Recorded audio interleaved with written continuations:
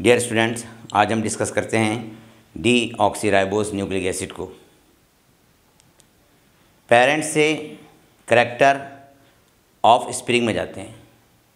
माता पिता के लक्षण उनकी संतानों में जाते हैं।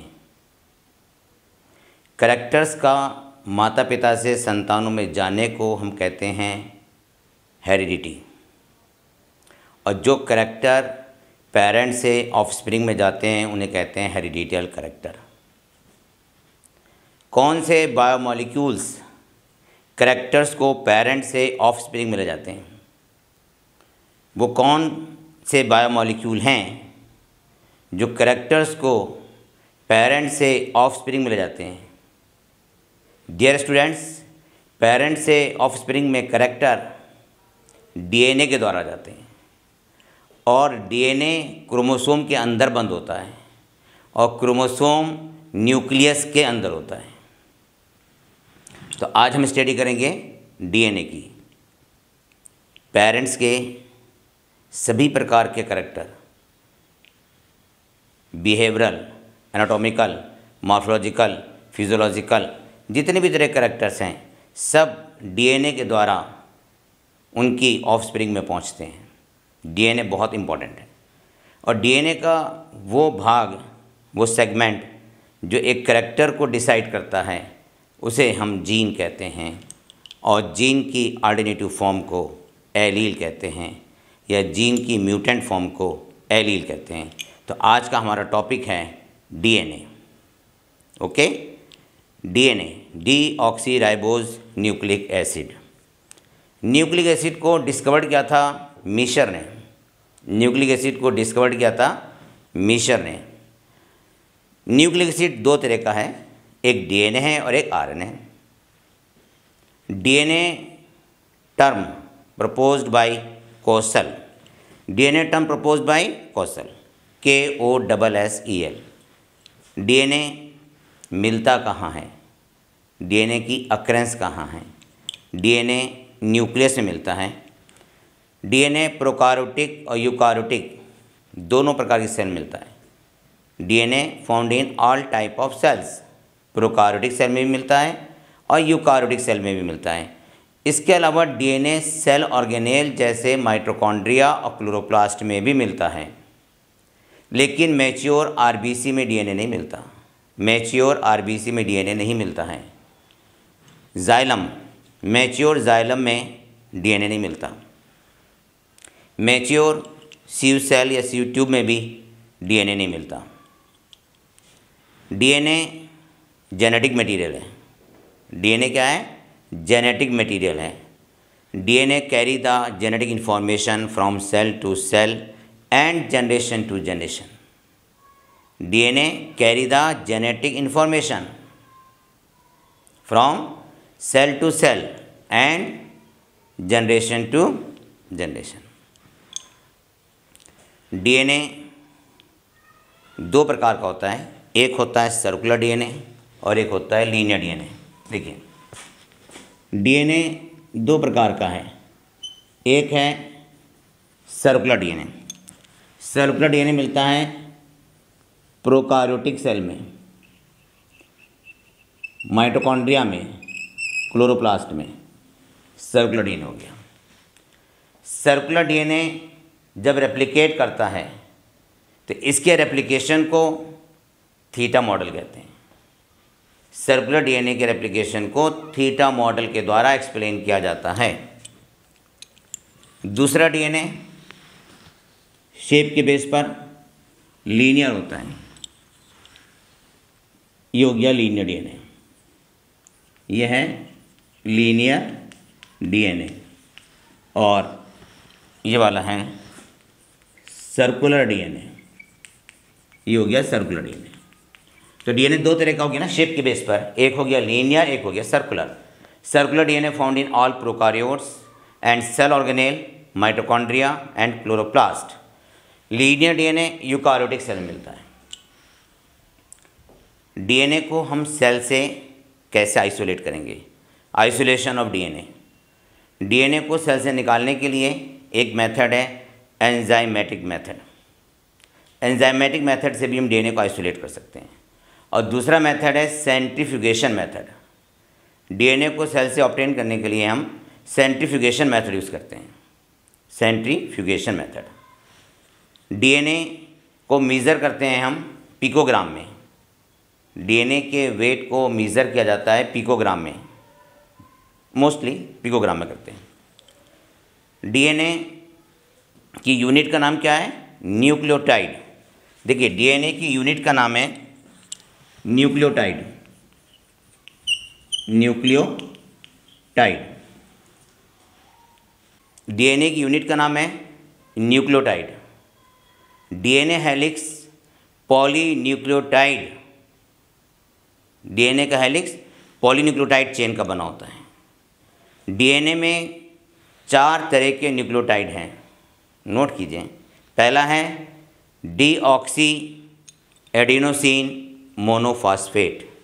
डीऑक्सी एडिनोसिन मोनोफॉस्फेट, ठीक है। इसको हम ऐसे भी लिख सकते हैं deoxy adenosine monophosphate, DAMP, deoxy adenosine monophosphate. जैसे हम कह सकते हैं डीऑक्सी एडिनोसिन मोनोफॉस्फेट, या कह सकते हैं adenylic acid. Adenylic acid, deoxy adenylic acid. दूसरा देखिए deoxy guanosine monophosphate. Deoxy guanosine monophosphate, deoxy cytidine monophosphate और deoxy thymidine monophosphate. Thymidine monophosphate 4 तरह के न्यूक्लियोटाइड हैं, फिर से नोट करें। पहला है deoxy adenosine monophosphate, deoxy thymidine monophosphate, deoxy cytidine monophosphate और deoxy guanosine monophosphate.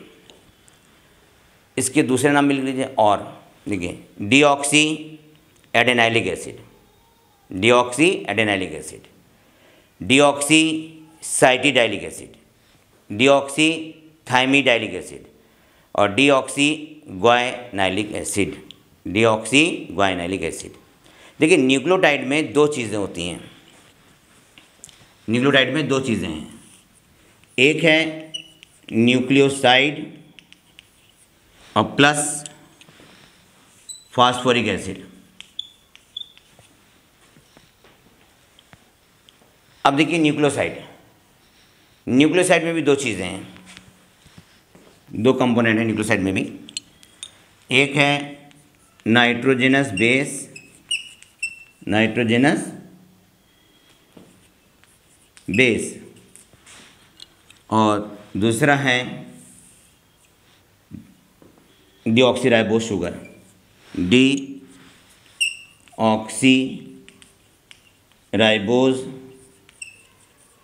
Sugar.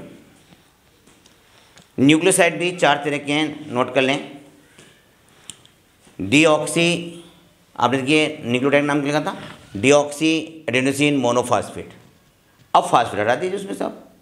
Deoxy adenosine, deoxy cytidine, deoxy thymidine और डीऑक्सी ग्वाइनोसिन, ठीक है। इसमें से मोनोफॉस्फेट हटा दीजिए आप, क्योंकि न्यूक्लियोसाइड में नाइट्रोजनस बेस है और डीऑक्सीराइबोज शुगर है। तो 4 तरह के न्यूक्लियोसाइड हो गए। पहला हो गया deoxy adenosine, deoxy guanosine, deoxy cytidine, deoxy thymidine. इनके दूसरे नाम भी लिख लीजिए। इन्हें हम कह सकते हैं डीऑक्सी एडिनोसिन लिखा था तो आप लिख दीजिए केवल एडिनोसिन। डीऑक्सी ग्वाइनोसिन लिखा था तो लिख दीजिए ग्वाइनोसिन। डीऑक्सी साइटिडीन लिखा था ना, वो लिख दें साइटिडीन। डीऑक्सी थाइमिडीन लिखा था तो आप लिख दें थाइमिडीन। ओके। अब देखिए नाइट्रोजनस बेस। नाइट्रोजनस बेस 2 प्रकार के होते हैं। डीएनए में नाइट्रोजनस बेस 2 प्रकार के होते हैं। एक हो गया प्यूरीन और दूसरे हो गए पायरिमिडीन। प्यूरीन टूरिंग कंपाउंड्स हैं। देखिए प्यूरीन 2 रिंग कंपाउंड्स हैं, प्यूरीन 2 रिंग कंपाउंड्स हैं। 1 2 3 4 5 6 7 8 9। नाइट्रोजन पोजीशन क्या है इसमें देखिए, एक नाइट्रोजन होगा 1 पर, 3 पर, 7 पर और 9 पर।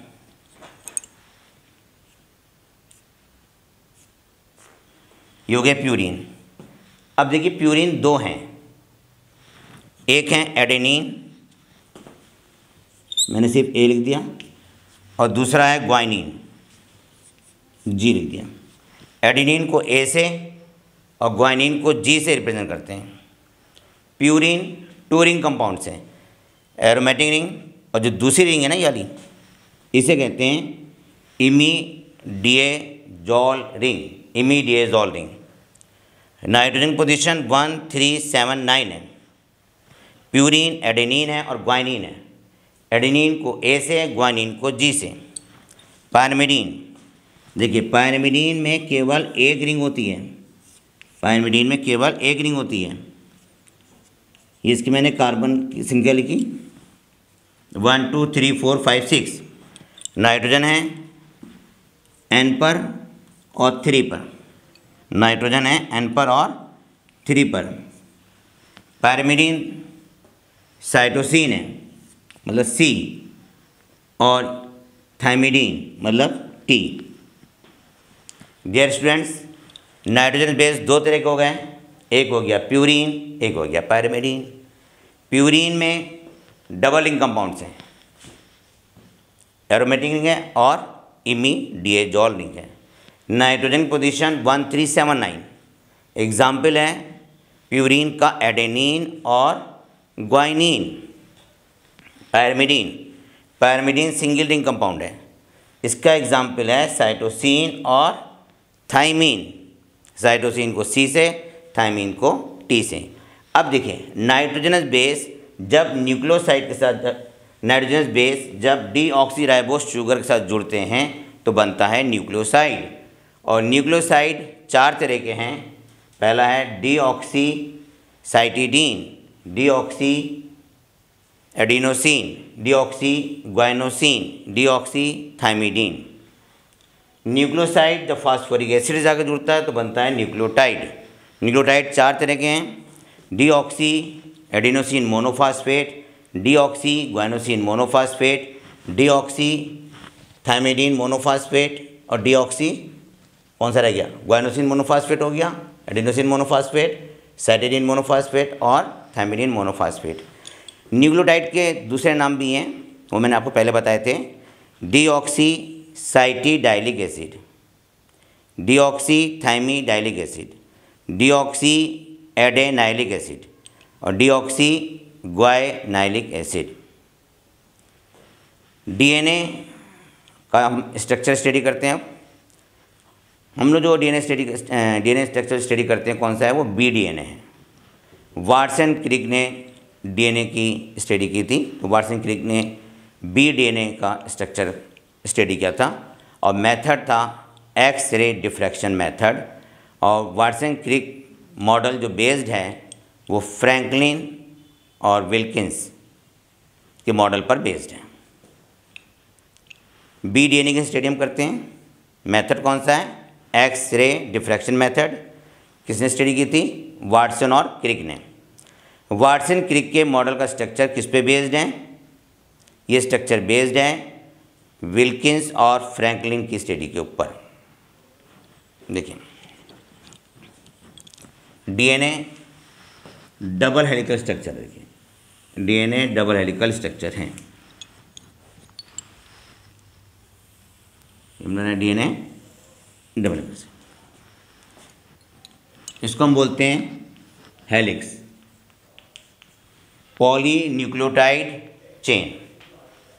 ये ग्रो करती है 5 प्राइम टू 3 प्राइम। और दूसरा हेलिक्स का कॉम्प्लीमेंट्री होता है और अपोजिट होता है, एंटी पैरेलल। दूसरा हेलिक्स कॉम्प्लीमेंट्री है और एंटी पैरेलल है, 5 प्राइम टू 3' ग्रो करता है। तो डीएनए डबल हेलिकल स्ट्रक्चर है। इस हेलिक्स के बीच का डायमीटर है 20 एंगस्ट्रॉम। हम लोग स्टडी कर रहे हैं बी डीएनए की। डीएनए के 1 टन की लेंथ है 34 एंगस्ट्रॉम। डीएनए के 1 टन की लेंथ है, 1 टन है ना, सिंगल टन की लेंथ है 34 एंगस्ट्रॉम। डीएनए में माइनर और मेजर, ये देखिए मेजर है, ये ग्रूव होती हैं। एक डीएनए में मेजर ग्रूव और एक होती है मेजर ग्रूव। डीएनए में डीएनए के हेलिक्स में दोनों हेलिक्स आपस में हाइड्रोजन बॉन्ड के द्वारा जुड़ते हैं। एडेनिन के सामने आता है थाइमीन और साइटोसिन के सामने आता है ग्वाइनिन। थाइमीन के सामने आता है एडेनिन, ग्वाइनिन के सामने साइटोसिन, थाइमीन के सामने एडेनिन। इनके बीच में हाइड्रोजन बॉन्ड होते हैं। ए और टी के बीच में डबल, साइटोसिन ग्वाइनिन के बीच में ट्रिपल। देखिए साइटोसिन और ग्वाइनोसिन के बीच में ट्रिपल हाइड्रोजन बॉन्ड होता है और एडेनिन और थाइमीन के बीच में डबल हाइड्रोजन बॉन्ड होता है। जैसे इसमें ऐसे इसमें हम बना देंगे। देखिए साइटोसिन के सामने ग्वाइनिन, थाइमीन के सामने एडेनिन,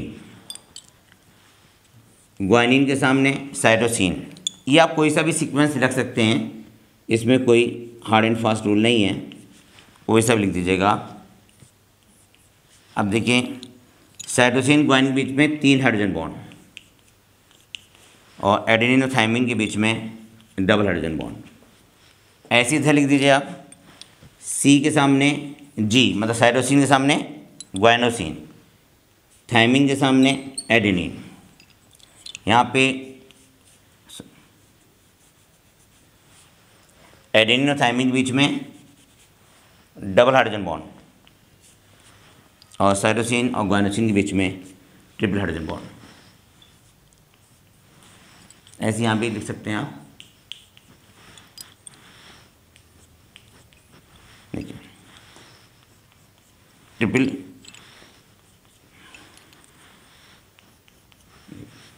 समझिए आप एक सोच। ये मैंने बी डीएनए का लीनियर स्ट्रक्चर बनाया है।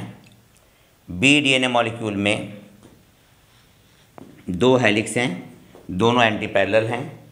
डीएनए का हेलिक्स ग्रो करता है 5' to 3'। चूँकि एंटी पैरेलल हैं तो ये अलग ग्रो करेगा 5' to 3'। डीएनए का डायमीटर 20 एंगस्ट्रॉम, बी डीएनए का।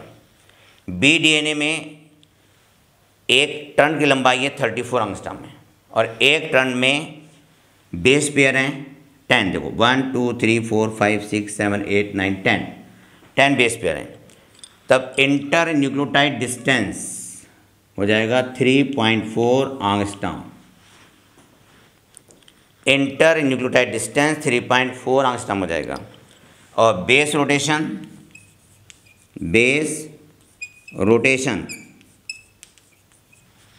कितना हो जाएगा 36 डिग्री। बेस रोटेशन 36 डिग्री हो जाएगा।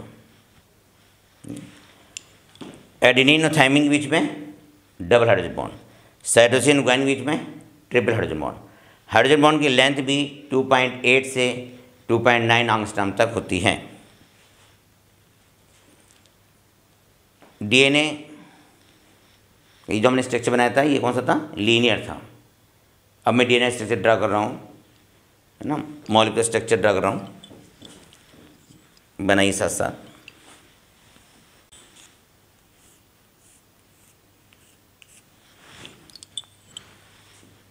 इस वक्त जो हम बना रहे हैं वो क्या है, डीऑक्सीराइबोज शुगर।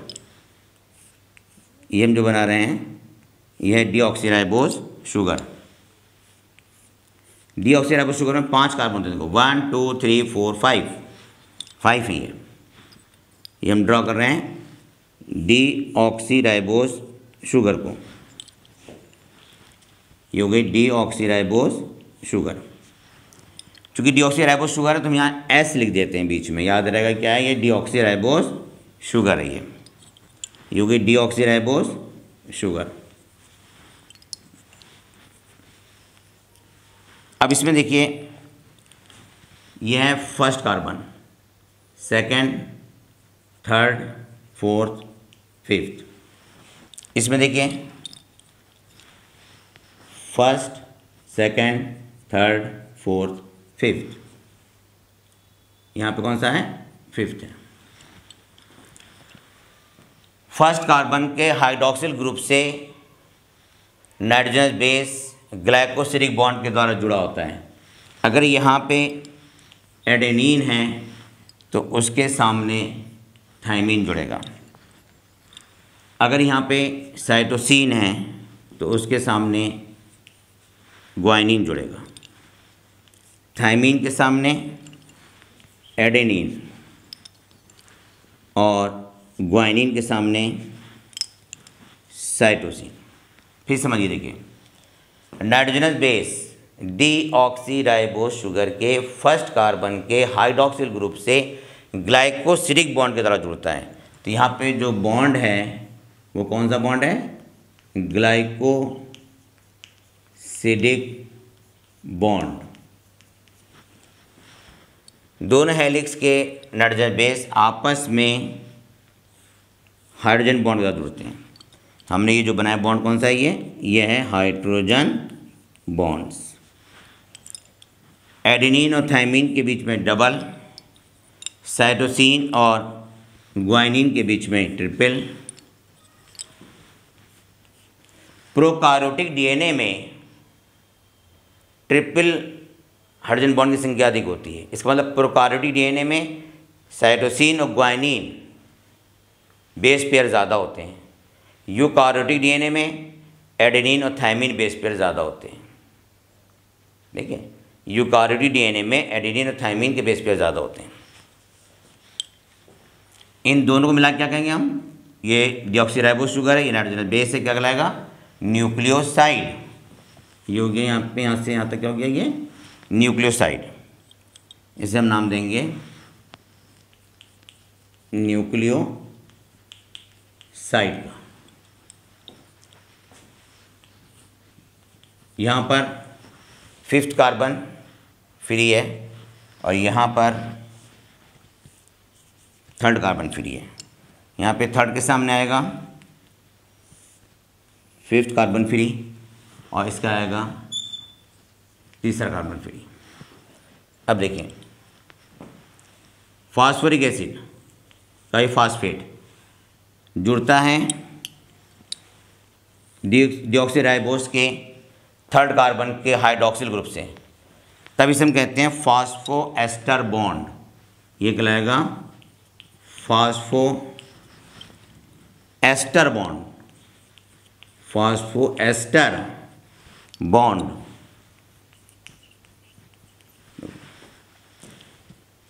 डीऑक्सीराइबोस का तीसरे कार्बन का हाइड्रोक्सिल ग्रुप फास्फेट ग्रुप से आगे जुड़ता है तो फास्फो एस्टर बॉन्ड। और जब ये अगले न्यूक्लियोटाइड के फिफ्थ कार्बन से जाके जुड़ जाता है तो इसे कहते हैं फिर हम फास्फो डायस्टर बॉन्ड। तो इसे हम कहेंगे फास्फो डायस्टर बॉन्ड। अब ये कहलाएगा, यहाँ पे बन गया ये फास्फो डायस्टर बॉन्ड। मैंने आपको समझाने के लिए इस तरह से डायग्राम बनाया है, फास्फो डाई एस्टर बॉन्ड।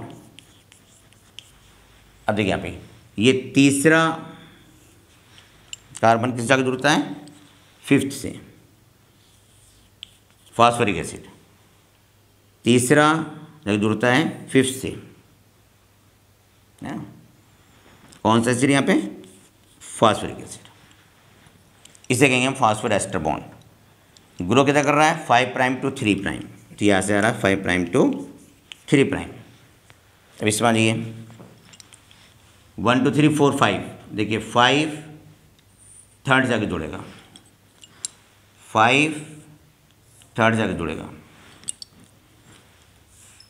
ये हो गया फॉस्फोरिक एसिड, हो गया फॉस्फोरिक एसिड। डीएनए का पूरे डायमीटर देखो, यहाँ से यहाँ तक की जो डिस्टेंस है वो है 20 एंगस्ट्रॉम, और न्यूक्लियोसाइड से न्यूक्लियोसाइड तक का जो डिस्टेंस है वो है 11 एंगस्ट्रॉम। डीएनए ग्रो करता है 5 प्राइम टू 3 प्राइम, ये हेलिक्स ग्रो कर रहा है 5 प्राइम टू 3 प्राइम। अब इसमें न्यूक्लियोसाइड आपकी समझ आ गई, तो न्यूक्लियोटाइड देखिए आप, यहाँ से अगर हम लें तो यहाँ से यहाँ तक क्या बन जाएगा, ये न्यूक्लियोटाइड, ये न्यूक्लियोटाइड बन जाएगा। ये एक पॉलीन्यूक्लियोटाइड चेन है, ये दूसरी पॉलीन्यूक्लियोटाइड चेन है। डियर स्टूडेंट्स, डीएनए पर नेगेटिव चार्ज होता है, डीएनए एसिडिक होता है, डीएनए हाइड्रोफिलिक है। डीएनए पे चार्ज कैसा है, नेगेटिव, इसीलिए इलेक्ट्रिक फील्ड में ये कैथोड से एनोड की तरफ जाते हैं। डीएनए हाइड्रोफिलिक है, डीएनए पर नेगेटिव चार्ज है। Nucleic acid primary, secondary, tertiary protein structure को शो करते हैं। शेरगाफ रूल, शेरगाफ रूल को इक्विवेलेंस रूल भी कहते हैं। शेरगाफ रूल क्या कहते हैं, इक्विवेलेंस रूल भी कहते हैं। डीएनए में प्यूरीन और पायरिमिडीन बराबर होते हैं, purine is equal to pyrimidine. DNA में purine is equal to pyrimidine, मतलब दोनों 50-50% हैं, प्यूरीन और पायरिमिडीन बराबर है।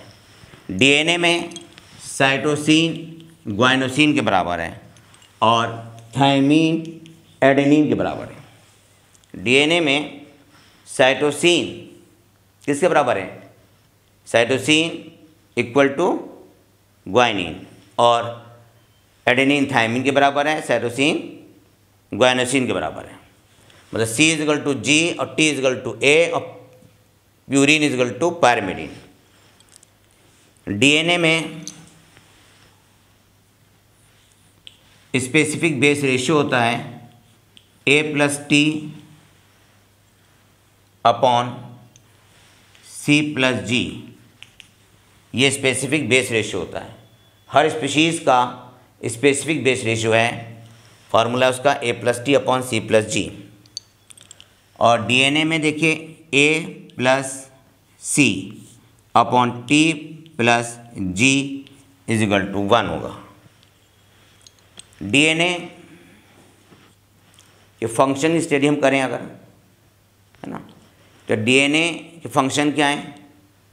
डीएनए हेरिडिटल मटेरियल है, डीएनए जेनेटिक मटेरियल है, DNA is a genetic material. DNA hereditary character को पेरेंट से ऑफस्प्रिंग में लेके जाता है। जब डीएनए से डीएनए बनता है तो उसे कहते हैं डुप्लीकेशन या रेप्लिकेशन। डीएनए से जब डीएनए बनता है तो उसे कहते हैं डुप्लीकेशन या रेप्लिकेशन। और डीएनए से जब आरएनए बनता है तो उसे कहते हैं ट्रांसक्रिप्शन। डीएनए से जब आरएनए बनता है तब उसे कहते हैं ट्रांसक्रिप्शन। डीएनए इवोल्यूशनरी सिग्निफिकेंस रखता है क्योंकि डीएनए में किसी भी प्रकार के चेंजेस से म्यूटेशन होता है। डीएनए में किसी भी प्रकार के अल्टरेशन से, चेंजेस से म्यूटेशन होता है, तो DNA has the evolutionary significance. अभी स्टूडेंट आप पढ़ रहे थे कि डीएनए हेरिडिटल कैरेक्टर को पेरेंट से ऑफस्प्रिंग में लेके जाता है। जब डीएनए से डीएनए बनता है तो उसे कहते हैं डुप्लीकेशन या रेप्लिकेशन। डीएनए जब आरएनए बनाता है तो उसे कहते हैं ट्रांसक्रिप्शन। डीएनए में अगर कोई चेंजेस होता है तब म्यूटेशन हो जाता है, और म्यूटेशन रॉ मटेरियल है स्पेसिएशन का। मतलब डीएनए में अगर कोई चेंजेस होता है तो नई स्पीशीज़ भी डेवलप हो सकती है। डीएनए